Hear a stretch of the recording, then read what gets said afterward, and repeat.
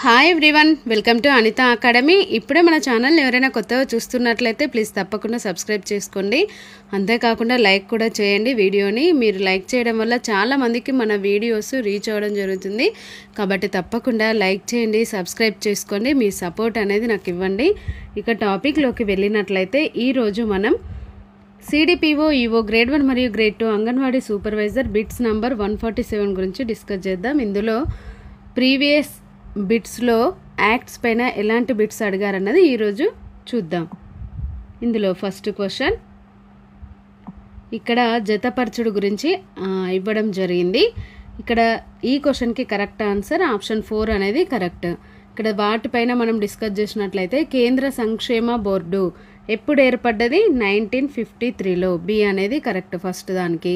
Next మహిళా సాధికారత కోసం జాతీయ మిషన్ ఎప్పుడు ఏర్పడ్డదని అడగడం జరిగింది. ఇది 2011లో. సి అనేది కరెక్ట్ దానికి. నెక్స్ట్ ఇందిరాగాంధీ ప్రసూతి సహాయ పథకం ఎప్పుడు రావడం జరిగింది అంటే 2010లో. 3కి ఏ అనేది కరెక్ట్ అవుతుంది. నారీ వెబ్ పోర్టల్ సేవలు 2018లో రావడం జరిగింది. 4కి డి అనేది కరెక్ట్ అవుతుంది. నెక్స్ట్ క్వశ్చన్ పౌర హక్కుల పరిరక్షణ చట్టం 1955 మరియు అట్రాసిటీ నిరోధక చట్టం 1989 గురించి క్రింది ప్రకటనలో ఏది సరైనది? సరైన అంశం పైన ఇక్కడ అడగడం జరిగింది. ఏది సరైనది అంటే ఇక్కడ ఆప్షన్స్ చూసుకున్నట్లయితే అన్నీ సరైనవి. ఏబిసిడీలు. ఆప్షన్ 4 అనేది కరెక్ట్ ఇవ్వడం జరిగింది. మరి ఈ ఆప్షన్స్ గురించి మనం డిస్కస్ చేసినట్లయితే ఆప్షన్ ఏ ఏమి ఇవ్వడం జరిగింది? ఇది ఎస్సీ ఎస్టీలపై అట్రాసిటీలపై విచారణ కోసం ప్రత్యేక కోర్టులను అందిస్తుంది. కరెక్టే కదా. ఇంకా కులాంతర వివాహాలకు ప్రోత్సాహకాలను అందిస్తుంది. ఇది కూడా కరెక్టే. ఇది అట్రాసిటీ బాధితులకు ఉపశమనం మరియు పునరావాసం అందిస్తుంది. సి కూడా కరెక్టే. ఇది ప్రజలకు అవగాహన కల్పిస్తుంది. ఇది కూడా కరెక్టే. కాబట్టి ఈ 4 కూడా కరెక్టే అన్నది ఈ క్వశ్చన్కి కరెక్ట్ ఆన్సర్ అయింది. నెక్స్ట్ క్వశ్చన్ ఇక్కడ కూడా మ్యాచింగ్ ఇవ్వడం జరిగింది. ఇక్కడ ఈ క్వశ్చన్కి కరెక్ట్ ఆన్సర్ ఆప్షన్ 3 అనేది కరెక్ట్ అవుతుంది. ఏ చూసుకున్నట్లయితే చట్ట ప్రకారం పిల్లల వయస్సు 18 సంవత్సరాలు లేదా తక్కువ.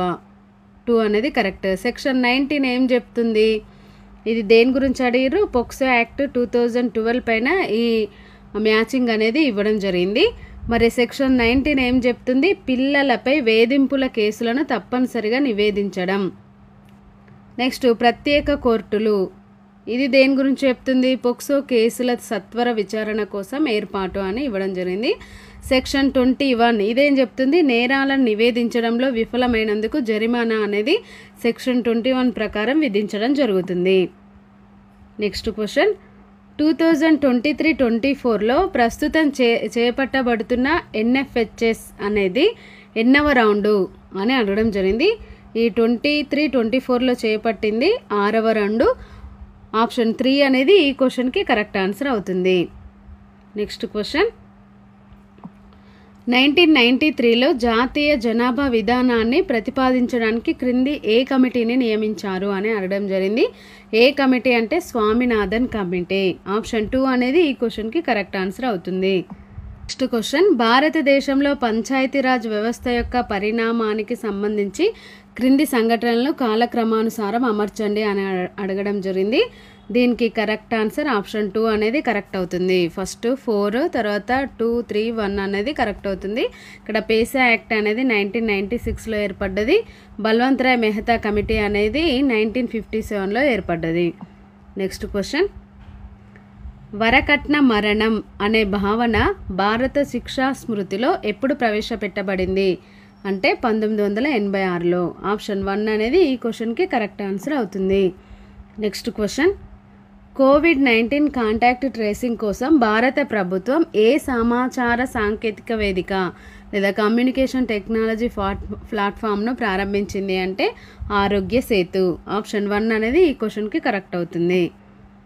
నెక్స్ట్ క్వశ్చన్ క్రింది ప్రకటనలో ఏది సత్యం అని అడగడం జరిగింది. ఏది అంటే ఆప్షన్ ఏ అనేది కరెక్ట్ అవుతుంది. ఇక్కడ ఆప్షన్ 4 అనేది ఈ క్వశ్చన్కి కరెక్ట్ ఆన్సర్ అవుతుంది. ఇక్కడ ఆప్షన్ ఏ చూసుకున్నట్లయితే హిందూ వారసత్వ చట్టం 1956 ప్రకారం కుమార్తెకు తన సోదరులతో సమానంగా తన తండ్రి ఆస్తిలో హక్కు ఇవ్వబడటమే కాకుండా ఒక వితంతువు కూడా తన చనిపోయిన భర్త ఆస్తులు తన కొడుకులు మరియు కుమార్తెలతో సమానంగా వాటా పొందుతుంది అనేది సత్యం.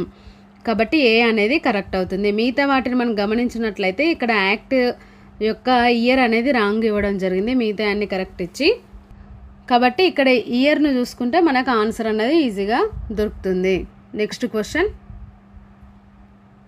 ఇక్కడ మ్యాచింగ్ ఇవ్వడం జరిగింది కొన్ని చట్టాలపైన. లైంగిక నేరాల నుండి పిల్లల రక్షణ పోక్సో యాక్ట్ అనేది ఎప్పుడు ఏర్పడ్డది?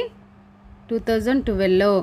సమాచార హక్కు చట్టం ఇది ఎప్పుడు వచ్చింది? 2005లో. ఉచిత మరియు నిర్బంధ విద్యా హక్కు చట్టం ఇది ఎప్పుడు రావడం జరిగింది? 2009లో.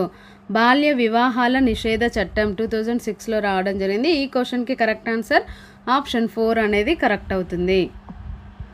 Thank you everyone. ఈ వీడియోను తప్పకుండా లైక్ చేసి మీ ఫ్రెండ్స్కి షేర్ చేయండి. అలాగే ఇలాంటి మరిన్ని వీడియోల కోసం మన ఛానల్ని తప్పకుండా సబ్స్క్రైబ్ చేసుకోండి, లైక్ చేయండి. Thank you.